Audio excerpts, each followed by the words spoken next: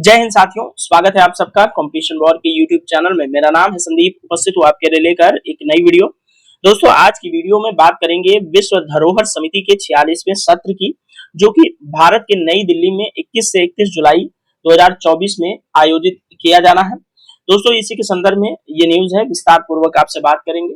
यदि आप चैनल पर नए हैं तो सबसे पहले आप चैनल को सब्सक्राइब करके बेल आइकन को हिट कर दीजिएगा, ताकि आने वाले जो वीडियोस हैं उनके नोटिफिकेशंस आपको टाइम टू टाइम मिलते रहें।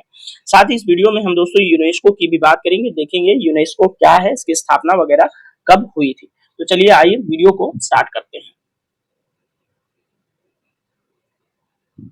दोस्तों, आप जानते हैं कि हमेशा की तरह हम अपने बातचीत की शुरुआत न्यूज़पेपर की एक कटिंग के माध्यम से करते हैं। तो आपके स्क्रीन पर जनसत्ता न्यूज़पेपर की 21 जुलाई की कटिंग है, जिसमें स्पष्ट तौर पर लिखा है कि विश्व धरोहर समिति के 46वें सत्र के उद्घाटन समारोह में प्रधानमंत्री जी ने इस उद्घाटन समारोह को संबोधित करते हुए कहा कि विरासत सिर्फ इतिहास नहीं, मानवता की साझा चेतना है। दोस्तों, प्रधानमंत्री ने कहा कि प्रदर्शनी कलाकृतियों की वापसी वैश्विक उदारवाद और इतिहास के सम्मान की भावना को दर्शाती है। तो 21 जुलाई से 31 जुलाई के बीच ये सत्र आयोजित होना है भारत की नई दिल्ली में और भारत मंडपम में। भारत मंडपम दोस्तों नई दिल्ली के प्रगति मैदान में बनाया गया एक अंतरराष्ट्रीय और राष्ट्रीय स्तर का जो सम्मेलन होते हैं उनको आयोजित करने के लिए कन्वेंशन सेंटर है, जिसकी तस्वीर आपको अभी वीडियो के अंत में मैं दिखाने वाला हूं। तो चलिए आइए न्यूज़पेपर की कटिंग की कुछ हाइलाइटेड पॉइंट्स पर बात कर लेते हैं। ठीक है, तो 46वां सत्र है, याद रखिएगा, भारत मंडपम नई दिल्ली में आयोजित किया जाना है। प्रधानमंत्री जी ने इसको कार्यक्रम की शुरुआत में ही संबोधित किया और क्या कहा कि हमारा मन वर्तमान भू राजनीतिक कारकों से ऊपर उठ जाता है इस तरह के जब ऐतिहासिक स्थलों को हम देखते हैं। दोस्तों, भारत, ये याद रखिएगा, इंपॉर्टेंट होगा, पहली बार इस तरह की जो है यूनेस्को के कार्यक्रम की मेजबानी कर रहा है। ठीक है, यूनेस्को के जो महानिदेशक हैं, याद रखना चाहिए, आंद्रे अजोले हैं। आपसे जो वनडे एग्जाम्स होते हैं एसएससी वगैरह, उसमें पूछा जा सकता है। भारत के विदेश मंत्री एस जयशंकर और केंद्रीय संस्कृति जो मंत्री हैं गजेंद्र सिंह शेखावत जी, वो लोग वहां मौजूद थे इस कार्यक्रम की शुरुआत के दौरान। ठीक है, प्रधानमंत्री कार्यालय ने भी कुछ बयान जारी करके कहा कि 350 से भी अधिक जो कलाकृतियां हैं जो भारत की थी, दुनिया के अन्य हिस्सों में थी, उनको वापस लाया जा चुका है। उनकी भी प्रदर्शनी यहाँ पर दिखाई जाएगी। आंद्रे अजोले जो महानिदेशक हैं यूनेस्को की, वो साड़ी में दिखी, यानी कि इंडियन अटायर में। ठीक है, तो यही सब इस न्यूज़पेपर में जो कटिंग है वो बहुत ज्यादा इंपॉर्टेंट नहीं थी। बस ये शुरुआत को जो संबोधित कर रहे थे प्रधानमंत्री जी, उससे संबंधित बस जो है न्यूज थी, जिसको मैंने इसलिए साझा करना जरूरी समझा, जिससे आपको यूनेस्को की विश्व धरोहर जो समिति है उस पर थोड़ा अपडेट रहे।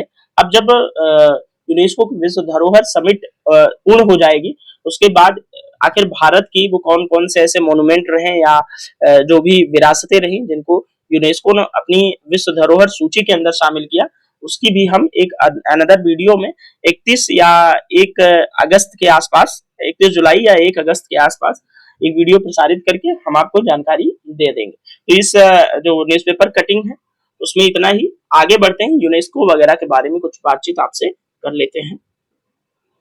देखिए, यहाँ पर पीआईबी के द्वारा संस्कृति मंत्रालय की एक प्रेस रिपोर्ट जारी की गई है, जिसमें संस्कृति मंत्रालय ने इस कार्यक्रम की सूचना जो है प्रोवाइड कराई है। ठीक है, ये आप लोग थोड़ा देख लीजिएगा। 150 से भी अधिक देशों के 2000 से भी अधिक राष्ट्रीय और अंतर्राष्ट्रीय प्रतिनिधि भाग ले रहे हैं इस समिट के अंदर। ये आप लोग जो है थोड़ा सा गौर से पढ़िएगा, बहुत इंपॉर्टेंट होगा। ठीक है, ये बहुत ज्यादा महत्वपूर्ण है। जो भारत के 3 विश्व धरोहर स्थल हैं, जिसमें रानी की बाव, पाटन गुजरात, कैलाशा मंदिर, एलोरा गुफाएं, होयसल, हलेबीड कर्नाटक का नवीनतम इमारत सांस्कृतिक विरासत स्थल, ये सब जो है बुनियादी ढांचे के रूप में विकास को रेखांकित करने के लिए अतुल्य भारत एक प्रदर्शनी भी इस जो है समिट के दौरान दिखाई जाएगी। ठीक है, और ये यूनेस्को का एक लोगो है। अब आइए थोड़ा यूनेस्को की बात कर लेते हैं। यूनेस्को को हम शांति का रखवाला भी कहते हैं। यूनेस्को को दोस्तों कहते हैं संयुक्त राष्ट्र शैक्षिक, वैज्ञानिक एवं सांस्कृतिक संगठन, इसका जो गठन है वो 16 नवंबर 1945 को हुआ था। ठीक है, इंपॉर्टेंट होगा, ध्यान रखिएगा। इस संगठन का उद्देश्य क्या है, आपके लिए जरूरी है, शिक्षा और संस्कृति के अंतर्राष्ट्रीय सहयोग से शांति एवं सुरक्षा की स्थापना करना। इसके 195 मेंबर्स कंट्रीज हैं और 10 एसोसिएट मेंबर हैं। ठीक है, 1946 में ही भारत इस संगठन का सदस्य बन चुका था। इसका मुख्यालय पेरिस में है, इंपॉर्टेंट है, याद रखिएगा, पेरिस फ्रांस की राजधानी है। ठीक है, दुनिया भर में इसके 50 से भी अधिक फील्ड ऑफिस हैं। अंतर्राष्ट्रीय सहिष्णुता दिवस के रूप में 16 नवंबर को मनाया जाता है, जो कि यूनेस्को का जो फाउंडिंग की तारीख है, स्थापना की तारीख है 16 नवंबर, तो इसको अंतर्राष्ट्रीय सहिष्णुता दिवस के रूप में भी मनाया जाता है। इंपॉर्टेंट है, याद रखिएगा। दोस्तों, यूनेस्को की 5 मुख्य थीम है।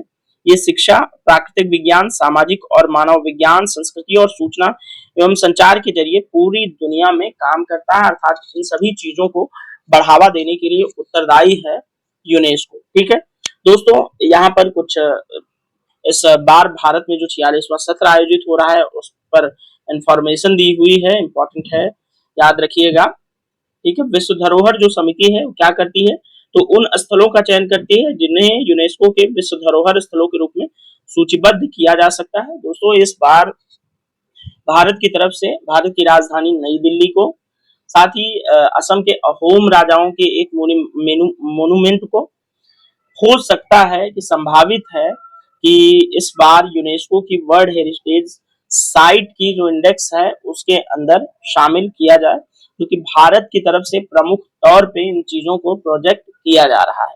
ठीक है, आगे बढ़ते हैं। दोस्तों, जब हम गूगल पर यूनेस्को की विकिपीडिया खोजते खोजते पहुंचे तो हमें ये कुछ जानकारियां मिली, जिसमें जो है formation, year, type, legal status, headquarter Paris के फ्रांस में है, डायरेक्टर जनरल यानी कि महानिदेशक Andre Azoulay, deputy director general ये हैं, प्रेजेंट पेरेंटल ऑर्गेनाइजेशन यानी कि जिससे ये इसका जन्म हुआ, तो United nation economic and social council है। ठीक है, उस ये पूर्ववर्ती संस्था थी यूनेस्को की, इंपॉर्टेंट होगा, ध्यान रखिएगा। ठीक है, भारत दोस्तों 1946 में शामिल हो गया था, इंपॉर्टेंट है, जानते ही हैं। 2 कार्यालय हैं यूनेस्को के भारत में। भारत में दोस्तों यूनेस्को द्वारा 42 जो है स्थल संरक्षित हैं यूनेस्को के। यूनेस्को द्वारा भारत के 42 स्थलों को विश्व धरोहर स्थल घोषित किया गया है, इंपॉर्टेंट होगा, याद रखिएगा। अभी टोटल हो चुके हैं 44। ठीक है, होयसल के हॉलीवुड मंदिरों को शामिल किया गया है 43वां, और 44वां है पश्चिम बंगाल में शांति निकेतन को शामिल किया गया है। तो 44 अब तक शामिल किए जा चुके हैं। ठीक है, याद रखिएगा, तो 42 नहीं 44 स्थल भारत के ऐसे हैं जो विश्व धरोहर सूची के अंदर शामिल किए गए हैं। अब देखिए आगे इस समिट के दौरान कौन से स्थलों को शामिल किया जाता है। दोस्तों, यूनेस्को में शामिल पहला विश्व धरोहर स्थल आपके लिए इंपॉर्टेंट होगा, इक्वेडोर का गैलापागोस आइलैंड है। ठीक है, इक्वेडोर दक्षिणी अमेरिका महाद्वीप में स्थित एक देश है। ठीक है, और उसी का एक आइलैंड है गैलापागोस, उसको वर्ल्ड हेरिटेज साइट में पहली बार शामिल किया गया। ठीक है, तो इंपॉर्टेंट होगा, ध्यान रखिएगा।